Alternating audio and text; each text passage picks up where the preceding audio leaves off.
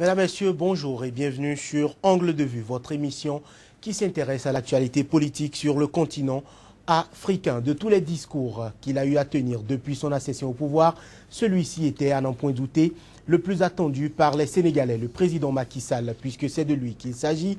Dans une déclaration télévisée en direct, a décidé de se conformer à l'avis du Conseil constitutionnel. Il met ainsi fin à une promesse tenue en pleine campagne pour le second tour de la présidentielle de 2012, à savoir de réduire son mandat de 7 comme prévu par la Constitution actuelle à 5 ans. La prochaine élection présidentielle au Sénégal aura donc lieu en 2019. Autre enseignement de cette sortie, la tenue d'un référendum sur la nouvelle Constitution pour le 20 mars. Sénégal, discours de Macky Sall à la nation. Le septennat maintenu le référendum constitutionnel prévu le 20 mars. Avec mes invités, il sera question de tirer les enseignements de la sortie du chef de l'État sénégalais. Ensuite, nous nous intéresserons au second tour de la présidentielle tenue ce dimanche en République centrafricaine.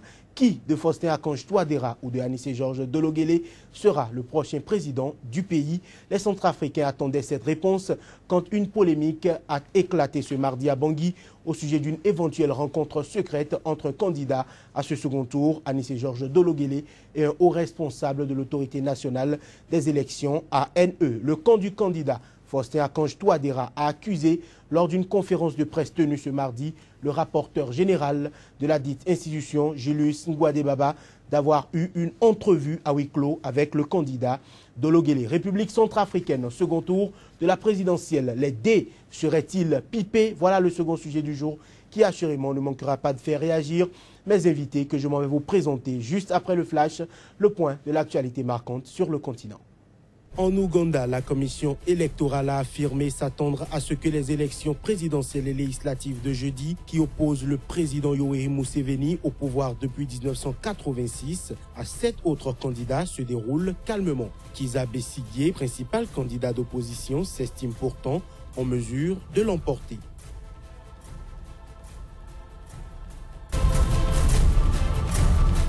Un ancien ministre gabonais de la fonction publique, Serge Maurice Mabiala, écroué depuis septembre à Libreville pour de présumées malversations portant sur environ 3 millions d'euros, a été libéré mardi. Selon un de ses avocats, Mabiala, qui nie toute malversation depuis le début de l'affaire, a été remis en liberté contre paiement d'une caution.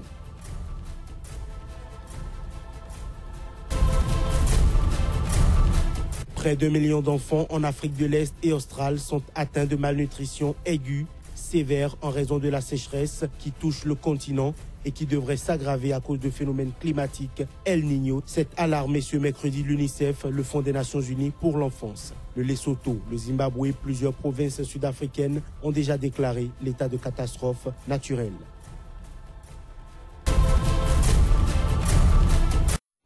Macky Sall ne pourra pas tenir sa promesse de campagne. Il fera bien 7 ans au pouvoir. Le président sénégalais a décidé de se conformer à l'avis du Conseil constitutionnel. Sénégal, discours de Macky Sall à la nation. Le septennat maintenu, le référendum constitutionnel prévu le 20 mars. Le débat s'installe juste après ceci.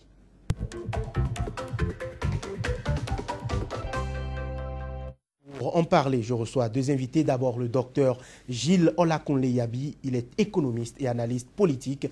Merci d'accepter notre invitation. Merci à vous, c'est un plaisir d'être là. Face à vous, je reçois Moïse Soudé, journaliste. Moïse Soudé, un plaisir de vous retrouver sur ce plateau. Bonjour à vous et bonjour à tous nos téléspectateurs. Ma première question est pour vous, docteur Gilles Yabi. Alors, conformément à l'article 51 de la Constitution sénégalaise, Macky Sall a saisi pour avis le Conseil constitutionnel. Pensez-vous qu'il était tenu de suivre cet avis? Alors, je dois dire que j'aurais sans doute aimé commenter une décision inverse de la part du président Macky Sall. Je crois qu'il était... il n'était pas tenu de suivre l'avis du Conseil constitutionnel, mais c'est une question qui fait débat actuellement au Sénégal, parce qu'on pourrait avoir une interprétation différente de ce que dit la Constitution à ce sujet. L'argument du président et du camp présidentiel est de dire, effectivement, dès lors que le Conseil constitutionnel rend une décision, cette décision s'impose à toutes les autorités administratives et même juridictionnelles. Encore que même dans la famille, de ce camp-là, les avis sont partagés. Tout le monde n'est pas d'accord. Oui, les avis sont partagés. Il est vrai que du côté du camp du président, et en particulier du côté de son parti, il y avait une opposition très forte à sa volonté de réduire le mandat de 7 à 5 ans. Maintenant, à nouveau, sur le plan strictement constitutionnel, il y aurait pu avoir des doutes s'il n'y avait pas cette distinction dans la Constitution entre des décisions qui sont rendues en matière, par exemple, de contentieux électoral, où effectivement elles s'imposent à tous les acteurs. Mais là, on a vraiment une disposition qui permet au président de demander un avis et rien ne précise que cet avis s'impose au président. Mais c'est vrai que ce n'est pas une question facile, c'est une question qui est très très délicate et on pouvait avoir donc une interprétation. Et dès lors que vous avez des marges d'interprétation dans une constitution, on arrive souvent à ce type de situation. Mais pour moi, ce qui est le plus important, c'est le message politique. C'est un engagement politique du président Macky Sall qui avait été pris et c'est vrai que venant après ce qu'on a connu avec le président Abdoulaye Wade au Sénégal, c'est encore une sorte de reniement ou en tout cas, quelles que soient les circonstances qui pourraient justifier, disons, cette position du président Macky Sall, cela va être interprété comme un reniement de son engagement et ça, évidemment, cela pose problème d'une certaine manière. Alors, Moïse Soudé, plusieurs autres juristes disent que le président n'était pas tenu de respecter cette décision de la juridiction. Votre avis là-dessus? Non, le président Macky Sall, en bon démocrate, se doit de se conformer à la décision du Conseil constitutionnel pour ne pas laisser une porte ouverte à toute dérive.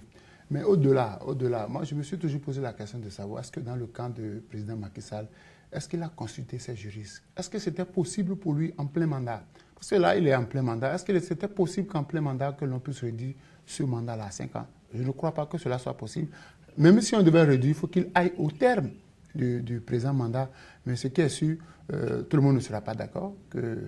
Mais le président, en bon démocrate, parce que ça fait partie des... Il n'a pas été élu, il faut qu'on vous le rappelle, parce que ce n'est pas par mérite personnel. C'est à cause des bourdes du président Wade que les Sénégalais ont choisi de voter pour Macky Sall. Parce que le président Wade, à un moment donné, a déçu le peuple sénégalais. On a voulu changer. Donc, s'il commet la même erreur que Wade, il va subir le même sort. Donc, il est obligé de respecter maintenant. Comme on le dit souvent, les promesses électorales n'engagent que ceux qui y croient. Parce que moi, je me suis toujours dit, avant de faire cette promesse-là, est-ce qu'il a pris suffisamment de garanties? Est-ce qu'il a pris des conseils pour savoir, est-ce possible? S'il ne l'a pas fait, une fois encore, je dirais que, bon, comme tous les présidents qui sont sous les tropiques ici, on s'est encore une fois foutu du peuple, tranquillement. Docteur, j'aimerais savoir, le ministre et conseiller juridique du président, Ismaël Madior Fall, il est professeur de droit constitutionnel. Il dit la décision du Conseil constitutionnel lie le président Macky Sall qui doit obligatoirement la respecter. Oui, comme je disais, les avis sont partagés, y compris au niveau des constitutionnalistes. Le professeur Fall, que je connais bien, était effectivement aussi un des grands constitutionnalistes. Il est toujours sénégalais, mais effectivement, il est maintenant dans une position, il était dans une position de conseiller du président et même ministre. Exactement. D'autres constitutionnalistes, comme le professeur Babacar Gueye et d'autres anciens membres du Conseil constitutionnel, se sont prononcés très clairement en estimant que le terme décision recouvre une série de décisions différentes. Il y a des décisions qui s'imposent, qui sont de l'ordre justement, disons, du jugement du Conseil constitutionnel, et là, il n'y a absolument pas de recours, ni de la part d'un président de la République. Mais à nouveau, comme je le disais, là, on a une disposition spécifique qui concerne un avis qui est donné. Alors, c'est vrai, je pense que... a priori, un président qui veut respecter l'état de droit devrait avoir tendance à suivre les avis, même consultatifs, du Conseil constitutionnel, puisque s'il saisit le Conseil constitutionnel sur un projet de référendum, c'est précisément parce que le Conseil a la latitude d'apprécier ce projet et de voir s'il est conforme à l'esprit de la Constitution. Mais mon problème, c'est que là, on était dans une situation où ce qu'il proposait, un raccourcissement de mandat, ne pouvait pas être considéré comme étant de l'ordre d'une régression de la démocratie. Si on était dans une position consistant à étendre le mandat de 2 ans, là, on aurait évidemment une sorte de menace sur l'esprit de la Constitution et de la démocratie. Et là, si le président suit un avis contraire, on aurait des problèmes. Mais je pense que dans ce cas, il aurait pu expliquer, mais de manière très pédagogique, qu'il avait pris un engagement très fort sur le plan politique, connaissant l'histoire du pays, et qu'il respecte le Conseil constitutionnel, mais sur cette question, il estime qu'il doit respecter son engagement et que cela va dans le sens d'une consolidation de la démocratie. Et je crois que c'est pour ça que beaucoup attendent le texte de l'avis du Conseil constitutionnel pour justifier en quoi le raccourcissement du mandat pourrait être interprété comme étant une violation de l'esprit de la Constitution sénégalaise. Oui. Moïse Soudé, le président Macky Sall a aussi consulté Moustapha Niasse, le président de l'Assemblée nationale, et il se murmure que lui, par contre, était pour qu'on raccourcisse le mandat. Pourquoi avoir choisi de croire, de suivre le Conseil constitutionnel plutôt que le président de l'Assemblée nationale, qui quand même est une autre institution tout à fait valable? D'accord, le président de l'Assemblée nationale est une autre institution, mais il y a les accords politiques. Et moi, je crois la politique en face du droit, il vaut mieux obéir au droit. Maintenant, ce qui se passe, c'est que le président Macky Sall est tenu d'obéir à la décision, même si c'était un avis consultatif, parce que nous sommes dans un état de droit. Non, mais ce que je voudrais dire, raccourcir le mandat, pour moi, si vous êtes en plein mandat, on ne peut pas. Est-ce que la loi, le professeur là pour nous dire, est-ce que la loi est rétroactive? Parce que si... Il a prêté serment pour diriger le Sénégal pendant 7 ans. Point. Est-ce qu'au cours du mandat, c'est possible, au vu de la Constitution et des textes de la République, est-ce que cela est faisable? C'est vrai que la possibilité, la promesse électorale étant ce qu'elle est, il a bien envie de la faire, mais est-ce qu'à l'exercice, au contact de l'exercice du pouvoir d'État, ce n'est pas impossible pour lui de finalement tenir cette promesse-là? Non, je crois qu'il y a deux éléments qui sont importants. Le premier, c'est que, à nouveau, c'est précisément parce que la Constitution ne le prévoyait pas qu'il a élaboré un projet pour changer la Constitution et la réviser. D'ailleurs, ce n'est pas le seul point de cette révision. Il y a d'autres, il y a 14 autres points dans ce projet de révision constitutionnelle. Donc, le fait que la Constitution, au départ, celle sur laquelle il a prêté serment, ne prévoit pas un mandat de 5 ans, est une chose, mais il a promis justement de proposer une révision de la Constitution pour ramener le mandat de 7 à 5. Et c'est vrai, il est allé plus loin, il aurait pu s'arrêter là et dire, effectivement, moi je fais déjà mon premier mandat de 7 ans et ensuite on a un mandat de 5 ans et en tout il aura fait peut-être, s'il est réélu, 12 ans au pouvoir. Mais il a dit... je m'engage à le faire dès ce mandat et à appliquer cette réduction, si le peuple, évidemment, valide cette proposition, à mon premier mandat. C'est vrai, d'un point de vue de droit, cela pose problème, mais ça, on aurait pu le savoir dès le début. On le savait dès le début qu'évidemment, il est difficile d'avoir une sorte de rétroactivité sur ce type de disposition.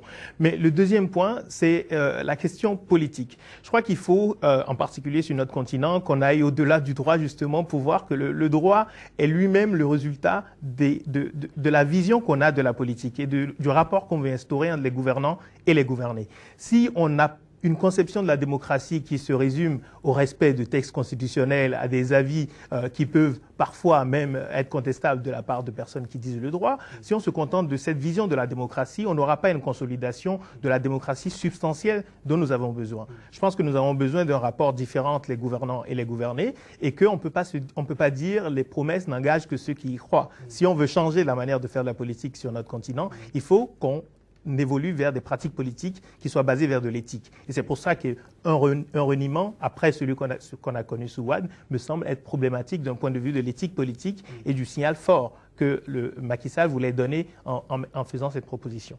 Oui, Soudé. Oui, je remercie le docteur pour ses explications. C'est le point que je disais tantôt.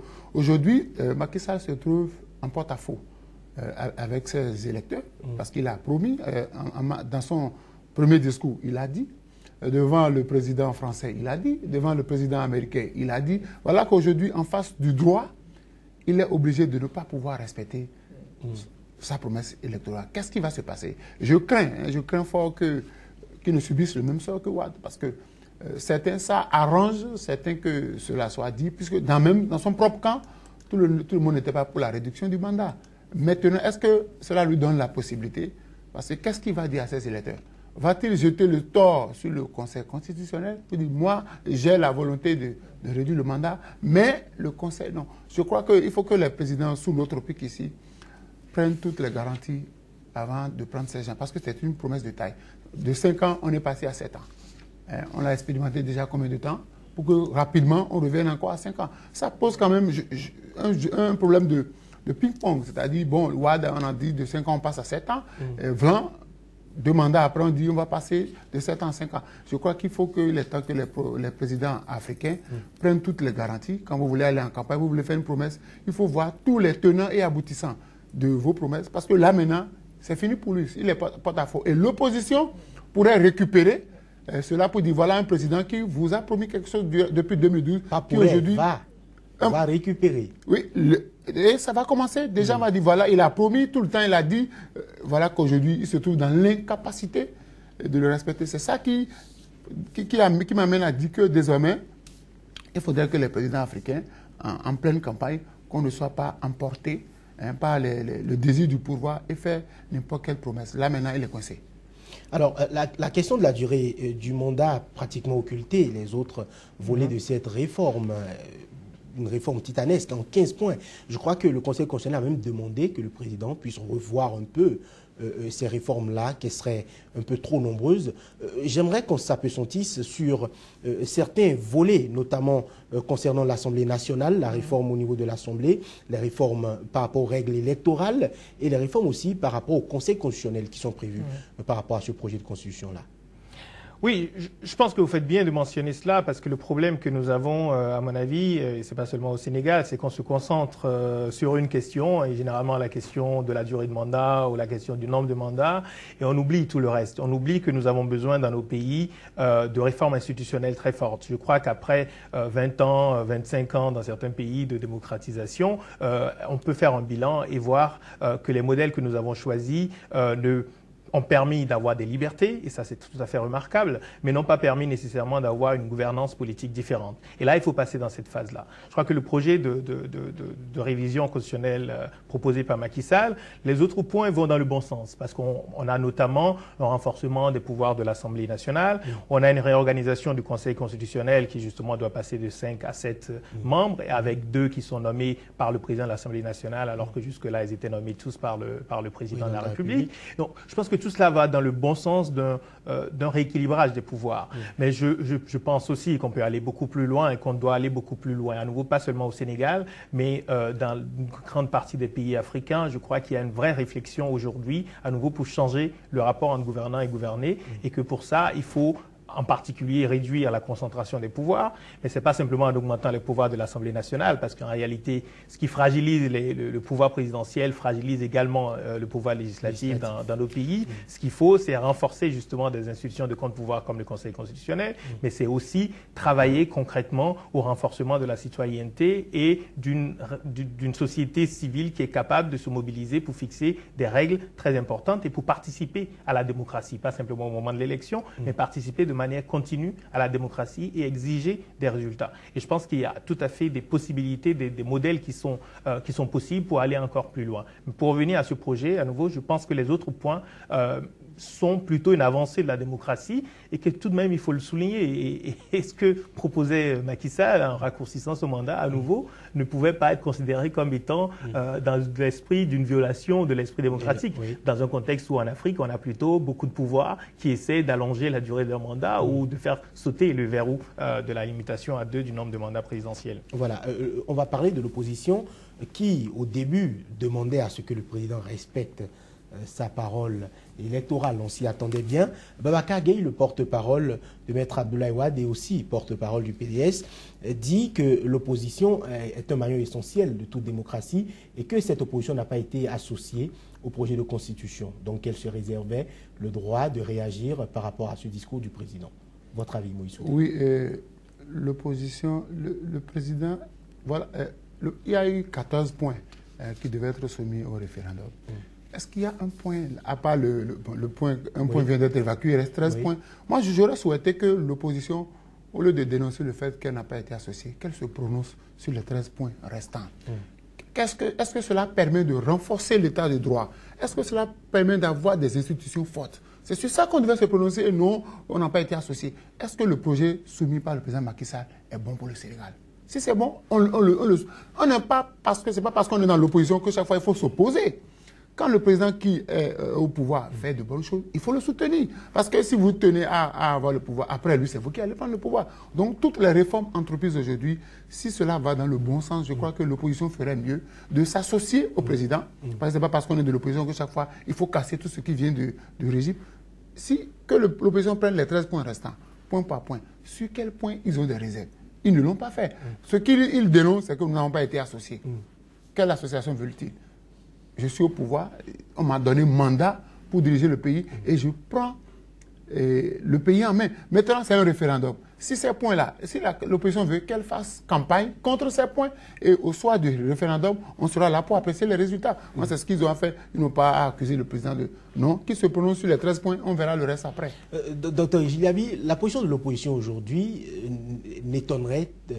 cette position n'étonnerait-elle pas un peu, parce que on sait que c'est bien le PDS qui était au pouvoir il y a quelques mois, quelques années, et on sait ce que le PDS a fait quand le PDS était au pouvoir. Oui, on est disons, dans une stratégie classique de l'opposition, mais d'une opposition qui est récente, puisqu'effectivement le PDS était au pouvoir avec Abdoulaye Wade. Mais il ne faut pas oublier non plus que Macky Sall aussi, au départ, était bien dans cette machine-là. Était dans la machine du PDS et à un niveau très, très important. Mais aujourd'hui, c'est vrai que le PDS est dans une mauvaise position de toute façon pour, disons, incarner des valeurs démocratiques très fortes, puisque justement le président Wade a essayé d'une certaine manière de forcer un troisième mandat. Il a pu se présenter, mais il a été sanctionné clairement par les urnes. Et donc oui, le PDS n'est pas dans cette position, mais évidemment, il a besoin d'avoir des arguments pour attaquer le président Macky Sall. Et c'est vrai, Macky Sall s'est mis dans une situation difficile. Et bien entendu, aujourd'hui, il est quand même très critiqué par l'opposition, mais aussi par d'autres acteurs de la société civile qui considéraient que cet engagement-là devait être tenu, ne serait-ce que pour marquer la rupture avec le pouvoir d'Abdoulaye Wade. Eh bien, je reviens toujours à la même question. L'exercice du pouvoir d'État n'a rien à voir avec une campagne électorale. La promesse qu'on fait en campagne, est-ce que c'est faisable? Je crois que si c'était le cas, le président l'aurait fait. Puisque la question, c'est prendre le risque de rejeter l'avis du Conseil constitutionnel qui, qu'on se le dise ou pas, certains disent que c'est un avis qui s'impose, d'autres non. Le président prendrait quand même le risque d'aller contre l'avis du Conseil constitutionnel s'il l'avait tenu. Est-ce que vous pensez que, d'accord, il aurait été un peu plus populaire ou un peu plus aimé, mais est-ce que dans l'exercice du pouvoir d'État, ça avantage réellement?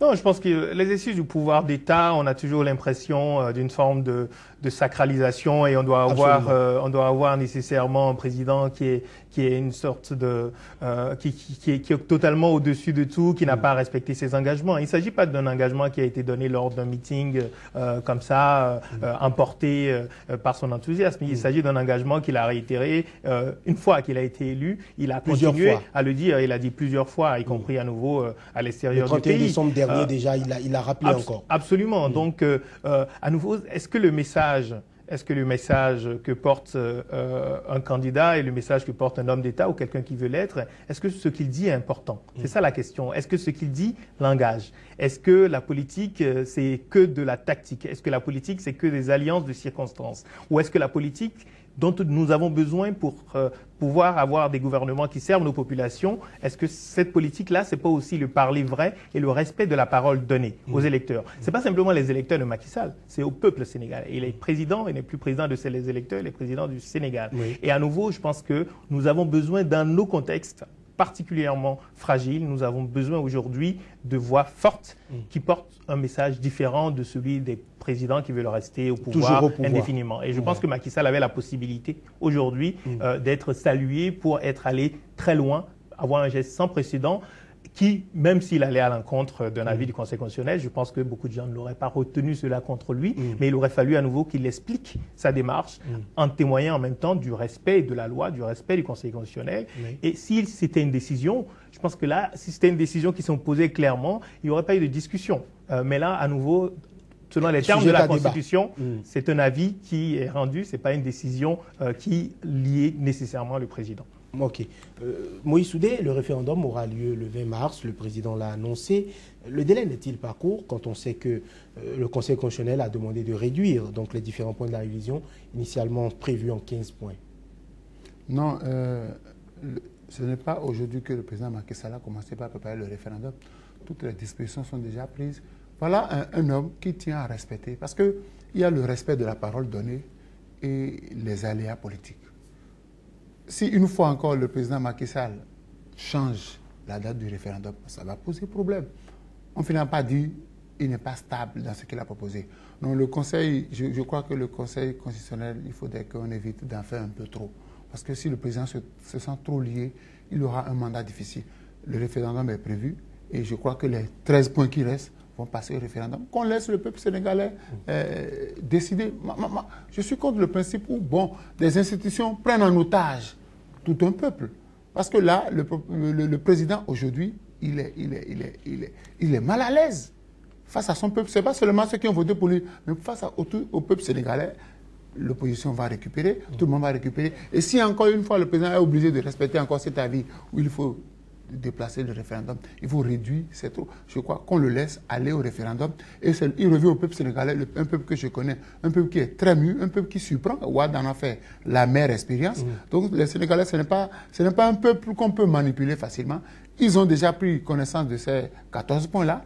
Ils l'ont déjà étudié dans un certain nombre d'états-majors. Les gens vont faire leur campagne en fonction de ces points-là et qu'on laisse le peuple décider au soir du référendum, que ce soit le Conseil constitutionnel, que ce soit le président, que ce soit l'opposition. On verra quelle est la décision du peuple. Et nul ne peut aller au-delà du peuple parce qu'après tout, c'est le peuple qui désigne, qui doit le diriger. Alors, Dr Djillabi, il y a la question que nombre de Sénégalais se posent. Selon le nouveau projet, il sera question d'un mandat de 5 ans renouvelable une fois. Le président Macky Sall ayant déjà fait 7 ans, qu'est-ce qui va se passer quand cette nouvelle constitution va entrer en vigueur? Il aura le droit de faire un mandat de 5 ans et de partir, ou il aura le droit de faire 2 mandats de 5 ans? Parce que la question se pose aussi. Oui, vous faites bien de souligner cette possible interprétation à nouveau, même s'il y avait cette modification. Est-ce que ce serait 2 mandats de 5 ans? On pourrait dire on repart à zéro. On repart à zéro. On l'a vu dans le passé dans un certain nombre de pays. On l'a vu au Burkina Faso, on l'a vu dans d'autres pays où avec une nouvelle constitution, on dit on repart à zéro et donc les mandats qui ont été faits jusque-là ne comptent pas. Et je pense que c'est précisément pour éviter qu'on soit tout le temps dans de l'interprétation, de la réinterprétation de textes constitutionnels, qu'il est important d'avoir de l'éthique en politique. Les textes ne suffiront jamais à réguler totalement l'espace politique. L'espace politique doit devenir un espace où on peut faire confiance aux acteurs sur les grandes décisions, sur ce qui permet réellement de lier, disons, d'avoir un contrat entre les gouvernants à nouveau et les gouvernés. Et je pense que Macky Sall ne va pas vouloir, disons, mettre de côté son mandat de 7 ans et repartir pour 10 ans. De toute façon, il faudra déjà qu'il soit réélu. Hein. Ce n'est pas gagné. Ce n'est pas gagné. Mais je crois que cela souligne ces possibilités qui sont toujours là. Ça souligne d'une part la nécessité d'être extrêmement clair, aussi clair que possible dans nos constitutions. Et je crois que là, les constitutions francophones ont des failles importantes. Lorsque je parlais de réformes constitutionnelles indispensables dans nos pays, c'est justement ça. Il faut qu'on aille à des degrés de précision qui sont tels qu'on réduit significativement les marges d'interprétation. Et les constitutions anglophones sont beaucoup plus détaillées. Et le deuxième élément, c'est la gouvernance. Si Macky Sall produit des résultats économiques et sociaux, c'est ça qui est le plus important pour les populations sénégalaises. Et donc le débat sur la Constitution, il ne doit pas occulter ce qui est important, c'est un gouvernement qui produit des résultats. Voilà, Moïse Soudé, rapidement votre avis par rapport à ce schéma-là, parce qu'actuellement, ce n'est pas clair dans toutes les têtes. Non, le président Macky Sall est un homme de parole et il ne fera pas comme son président, parce qu'il a une boussole. Il veut faire le contraire de ce que Ouad a fait. Et comme l'a dit le docteur, ce qui intéresse les Sénégalais, les réformes constitutionnelles n'intéressent que les intellectuels. Le bas peuple veut voir des résultats économiques concrets, qu'on leur construise des centres de santé, qu'on leur construise des marchés, qu'on leur construise des écoles. C'est ça qui les intéresse. Et tant que le président au pouvoir va réaliser ces vœux-là, ils vont lui donner son mandat, il fera maximum 12 ans. C'est-à-dire que c'est 7 ans plus 5. Mais tel que je vois le président Macky Sall, il ne fera pas 17 ans. Non, le débat n'est pas là. Le débat est sur d'abord la construction du pays. Qu'est-ce qu'il faut faire pour construire le pays et rendre les Sénégalais heureux? C'est tout. Okay. Messieurs, merci. Ce sera tout pour le premier plateau du jour. Avant de nous intéresser à la République centrafricaine, faisons encore une fois le point de l'actualité à travers le Flash. En Ouganda, la commission électorale a affirmé s'attendre à ce que les élections présidentielles et législatives de jeudi, qui opposent le président Yoweri Museveni au pouvoir depuis 1986 à 7 autres candidats, se déroulent calmement. Kizza Besigye, principal candidat d'opposition, s'estime pourtant en mesure de l'emporter.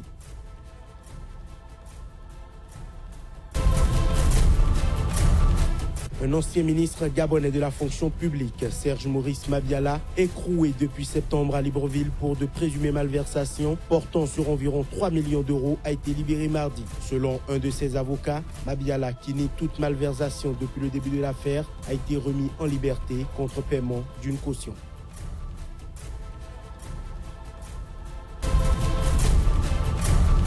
Près d'1 million d'enfants en Afrique de l'Est et australe sont atteints de malnutrition aiguë, sévère en raison de la sécheresse qui touche le continent et qui devrait s'aggraver à cause de phénomènes climatiques El Niño. S'est alarmé ce mercredi l'UNICEF, le Fonds des Nations Unies pour l'enfance. Le Lesotho, le Zimbabwe et plusieurs provinces sud-africaines ont déjà déclaré l'état de catastrophe naturelle.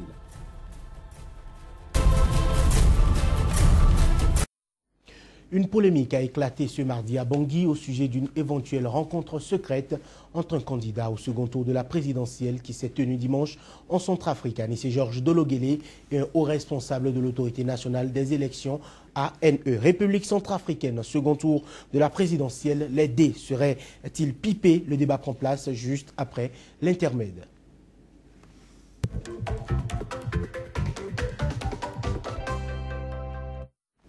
Moïse Soudé, le Kanto-Adera, accuse Julius Ngouadé-Baba, rapporteur général de l'ANE, d'avoir rencontré lundi soir en privé Anissé Georges Dologuélé. Que vous inspire une telle accusation?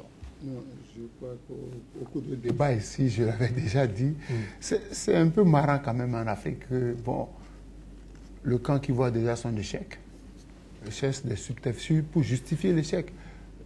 On ne sait même pas de quoi ils ont discuté. Est-ce que c'est pour... On a rencontré un individu. Ce n'est pas toute l'autorité nationale des élections qu'on a rencontré. On a rencontré un individu, forcément on a discuté. Peut-être c'est un deal, mais est-ce que forcément ce deal-là passera? Moi, je crois que le camp qui accuse devait se concentrer sur le dépouillement et pour voir ce qui va se passer. Et c'est clair que quelqu'un s'apprête forcément à contester les résultats qui seront issus des urnes d'ici quelques jours. Et c'est déjà les prémices. En prenant prétexte sur cette rencontre-là, c'est déjà des prémices pour contester les résultats qui seront bientôt annoncés. Docteur Giabi, dites-moi, une personne sous serment a-t-il le droit de rencontrer un candidat à une présidentielle alors même que les résultats ne sont pas proclamés? Alors, j'imagine qu'il n'est pas précisé dans le serment et dans les textes de l'autorité nationale des élections le comportement au quotidien des membres de cette autorité. Mais moi, je suis d'une génération qui a envie qu'on élève très haut les standards, qu'on élève très haut les standards au niveau de nos institutions, au niveau des personnes qui doivent incarner les institutions. Je trouve qu'on n'a pas besoin de codifier nécessairement tous les comportements, mais que effectivement, lorsqu'on est en plein dépouillement des résultats, il est inconvénient pour un membre, une autorité importante de l'organisation des élections, de rencontrer un des deux candidats du second tour de cette élection. Forcément, cela ne peut qu'attirer des suspicions. Alors, il n'y a pas encore une confirmation absolue que cette rencontre a eu lieu, et encore moins évidemment de confirmation des sujets qui auraient été abordés. Mais je tiens quand même à souligner que c'est le camp qui est en train, qui pour l'instant, selon les résultats qui ont été dépouillés, qui est en tête, c'est le camp de celui qui a protesté. Absolument. Voilà. Et donc, je crois que la crainte du camp de Taodera, c'est précisément que quelqu'un comme Dologuélé, qui a peut-être qu'il y ait des négociations pour renverser. Absolument. Et malheureusement, étant donné les précédents dans beaucoup d'élections sur le continent, on peut comprendre cette réaction-là. Mais à nouveau, je reviens sur ce que je disais. Je pense que nous devrions avoir des standards beaucoup plus élevés pour des personnes qui jouent un rôle clé dans l'histoire de leur pays à un moment donné. Et je donne toujours l'exemple de l'élection au Nigeria, où on aurait pu avoir des dizaines, des centaines de morts en 2015. Si elle s'est bien passée, c'est précisément parce qu'on a eu une autorité, une commission en charge des élections, avec à sa tête quelqu'un qui a su donner des gages de crédibilité et de hauteur morale et de compétence. Je pense qu'il faut qu'on fixe les standards à ce niveau-là. Alors, Moïse Soudé, le Kanto-Adera a bien évidemment alerté la présidente de l'ANE ainsi que le ministre de l'administration du territoire.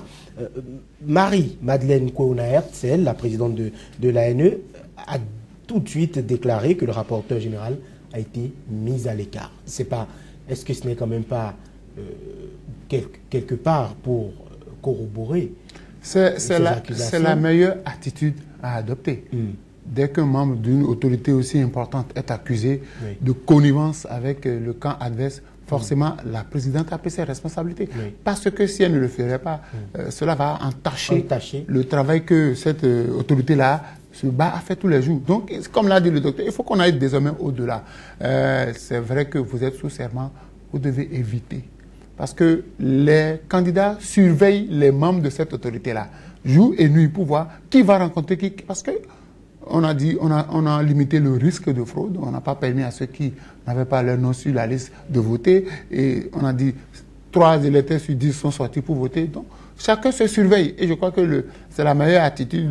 La présidente a pris ses responsabilités. Et si encore un autre membre est accusé, on va les mettre à l'écart pour éviter que demain, l'autre dise on a dénoncé, mais personne n'a réagi. Je crois que c'est une décision à saluer. Ça n'arrive pas tout le temps en Afrique.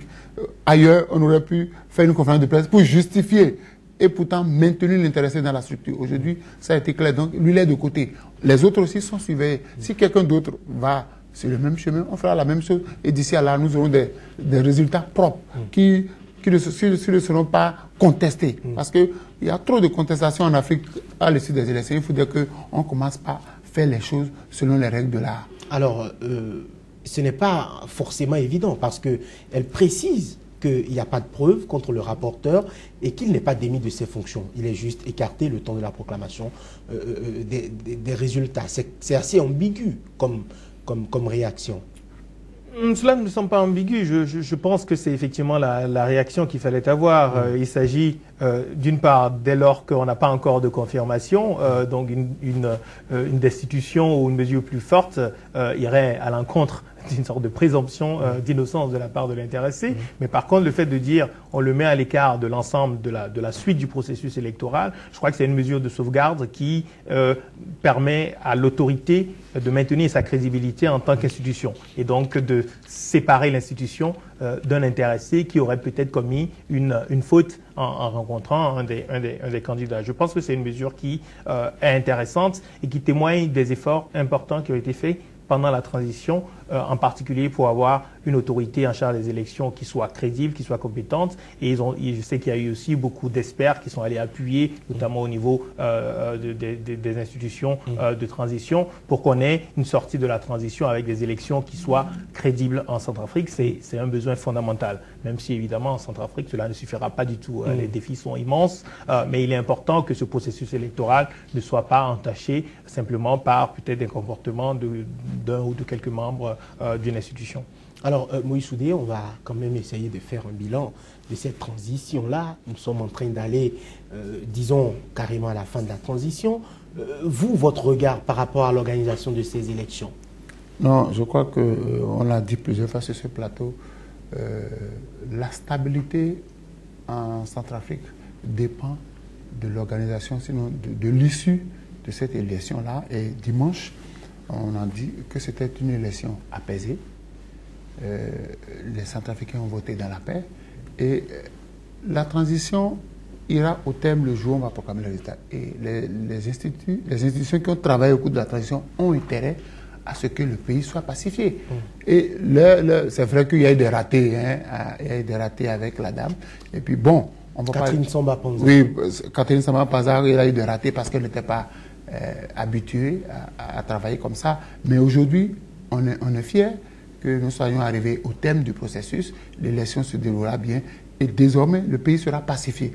À condition, et ça je le tiens toujours, et si les résultats sont contestés, ça va mal, la violence, le cycle de violence va reprendre. Et cette mesure conservatoire qui a été prise vient à point nommé pour montrer que nous avons joué notre partition. Maintenant, il revient aux candidats de jouer leur partition. Que le vainqueur ne brime pas le vaincu, mais que le vaincu aussi reconnaisse quand même la victoire. Et là, parce que de part et d'autre, les regards sont braqués. Et on n'a pas fini avec le cycle de violence. Si on ne fait pas attention, il y aura la violence et la transition n'aura servi à rien. Donc il faut qu'aujourd'hui les Centrafricains se disent nous avons intérêt à ce que nous tournions une nouvelle page de notre histoire parce que c'est important. depuis des années, le peuple souffre. Il faudrait que les hommes politiques, à un moment donné de l'histoire, pensent quand même au peuple. Tous, on dit qu'on travaille pour le peuple, mais malheureusement, c'est ce peuple-là qui est brimé. Quand ça arrive, les hommes politiques, ils quittent le pays. Mais les pauvres qui n'ont rien à faire, c'est eux qui sont écrasés. Les Centrafricains sont fatigués de la souffrance. Ils veulent désormais vivre comme tous les peuples africains. Alors, docteur Gilles Yabi, Samba Panza a décidé de soutenir le candidat Faustin Archange Touadéra pour ce second tour-là. Que représente un tel soutien pour ce candidat-là? Alors, c'est un soutien politique. Hein. Il en a obtenu d'autres. Il a beaucoup de candidats malheureux du premier tour qui se sont ralliés. Certains autres se sont ralliés à Delogele. Mais c'est vrai que son résultat au premier tour était déjà surprenant. C'est pas nécessairement le plus connu, même s'il a été Premier ministre. Mais c'est peut-être aussi ça qui est intéressant. Le fait que les Centrafricains aient soutenu, ou en tout cas donné leur voix, et permis à cet ancien Premier ministre d'être au second tour et peut-être d'avoir une chance de gagner, alors qu'il a fait une campagne avec moins de moyens, notamment financiers, que Delogele. Et ça, je pense que c'est intéressant à souligner. Il y a peut-être un besoin là très clair de rupture à nouveau dans la gouvernance et avec des élites centrafricaines qui, il faut bien le dire, pendant plusieurs décennies, vivaient, disons, totalement une sorte de lévitation par rapport au peuple qui, effectivement, c'est un peuple qui, même selon les standards africain qui a connu beaucoup de souffrances et il est vraiment important qu'une page se tourne. Mais il faut être tout à fait réaliste hein, lorsqu'on connaît l'histoire de la République centrafricaine et aussi l'histoire des conflits sur le continent. Cela prendra des années, cela prendra énormément d'efforts pour pouvoir construire ce pays. Il ne s'agit pas de reconstruction de l'État en Centrafrique, il s'agit de le construire. Alors, Moïse Soudé... Moi, j'aurais aimé que Catherine Samba Panza ne prenne pas position. Qu'elle se mette au-dessus de la mêlée. Parce que ça pouvait être mal interprété par le camp adverse. On rappelle que le candidat que la plupart d'entre eux, au niveau de la transition, avaient soutenu pour le premier tour, avait recueilli 0,1% de voix. Cela ne dénote-t-il pas aussi d'un certain rejet de la population centrafricaine de cette transition qui, quand même, on va rappeler qu'il y a eu beaucoup de manifestations contre Catherine Samba Panza en Centrafrique. Beaucoup ont demandé son départ, ont jugé qu'elle n'était pas à même de réagir par rapport aux besoins du peuple centrafricain. Est-ce que ce n'est pas quand même un danger carrément qu'elle soutienne un candidat? Oui, et Samba Panza n'était pas venue pour faire de miracle. Non, ce n'était pas possible qu'elle fasse de miracle. Aujourd'hui, elle se positionne par rapport à un candidat. Je crains que cela ne desserve ce candidat-là. Elle aurait pu se mettre au-dessus de la route. Parce qu'elle-même, on lui a contesté son pouvoir. Elle n'a pas pu faire le travail qu'on lui a confié. Elle n'a pas pu combler les attentes des Centrafricains. Si aujourd'hui, elle désigne un candidat, est-ce que le malheur qui l'a poursuivi en griffe ne va pas rattraper son candidat? Moi, je crois qu'elle aurait pu se mettre au-dessus de la mêlée et laisser... C'est vrai qu'en sous-main, elle peut soutenir son candidat, mais le dire de façon officielle, c'est un danger parce que les gens ont déjà contesté et je crois qu'on a demandé qu'on audite un peu la gestion de la transition. Parce qu'il y a beaucoup de milliards qui ont été engloutis, mais sur le terrain, les résultats ne sont pas visibles. Le peuple n'a pas eu ce qu'il voulait, donc on a déjà contesté ce pouvoir. Si aujourd'hui, elle se range encore du côté d'un candidat, ça va mal tourner. Alors, on ne va pas oublier que Catherine Samba Panza a positionné sa fille comme ambassadrice extraordinaire plénipotentiaire de la République centrafricaine à Malabo. Ce n'était pas prévu. C'était plutôt l'ambassadeur, je crois, au Cameroun qui devait desservir cette capitale-là. J'aimerais qu'on parle, Gilles Yabi, de la MINUSCA, parce que plus un jour ne passe sans qu'une nouvelle affaire de viol ne sortent. La dernière en date, on parle de Casque Bleu, originaire de la RDC, accusé d'avoir abusé de 4 enfants vivant dans un camp de déplacés. Cela ne jette-t-il pas le discrédit sur l'ONU en général et cette mission-là qui a été envoyée pour, disons, apporter un soutien et soulager les populations, mais au finish, les affaires de viol, les affaires d'exaction n'en finissent plus? Oui, cela jette un discrédit sur les Nations Unies et les opérations de maintien de la paix en particulier, mais malheureusement ce n'est pas le premier cas. De manière quasiment systématique dans toutes les missions de maintien de la paix des dernières années, peut-être pas encore au Mali parce qu'elle est récente, mais en Côte d'Ivoire, un dossier que j'ai suivi pendant les années. Le Burkina Faso récemment. Absolument, donc ce n'est malheureusement pas une surprise. Et là en Centrafrique, c'est vrai qu'on a une répétition de cas, d'ailleurs qui concernent la MINUSCA, mais qui ont concerné également la mission française également qui a été impliquée dans les forces Sangaris. Les forces Sangaris. Donc malheureusement c'est un problème récurrent dans les opérations de maintien de la paix et il y a toujours un discours très fort de la part des Nations Unies et du secrétaire général sur les sanctions, mais on sait très bien qu'il est difficile d'être très dur envers les participants à ces missions parce que les États ce sont les États qui proposent des troupes et finalement et les Nations Unies ont toujours du mal à réunir des États contributeurs de troupes. Donc vous avez une situation dans laquelle les Nations Unies disent on a une politique de tolérance zéro, mais la réalité c'est qu'on rapatrie les soldats ou les fonctionnaires incriminés dans leur pays d'origine et que c'est au pays d'origine de s'assurer qu'on a effectivement un processus judiciaire et qu'une sanction est prise. Malheureusement, ce n'est pas toujours le cas. Moïse Soudé, rapidement votre avis par rapport à la question. Je crois qu'il faut désormais étudier la moralité de ce qu'on envoie. Parce que quand on vous envoie dans un pays pour pacifier le pays, pour assurer la sécurité, vous faites partie des forces de la sécurité, que désormais vous devenez force d'insécurité, cela pose problème. Il va falloir qu'au niveau des Nations Unies, parce que déjà dans plusieurs pays, l'honneur des Nations Unies a été entaché, il va falloir qu'on lave ce linge-là et que désormais qu'on revoie les critères de sélection de ceux qui doivent faire partie des forces de sécurité. Moïse Soudé, merci d'avoir été des nôtres. C'est déjà terminé pour cette émission. Docteur Gilles Olakunle-Yabi, vous êtes économiste et analyste politique. Je rappelle que vous vivez au Sénégal actuellement. Merci d'avoir été sur ce plateau. Merci pour l'invitation. Ce sera donc tout pour aujourd'hui. Je rappelle que quelques 2 millions d'électeurs étaient appelés à participer à ce second tour en République centrafricaine, couplé au premier tour des législatives qui doit permettre de tourner la page. On en a parlé de 3 années de violence intercommunautaire et d'une transition chaotique. Le vainqueur ne sera pas officiellement connu avant la semaine prochaine. Restez fidèles à SICA. L'information revient dans quelques instants.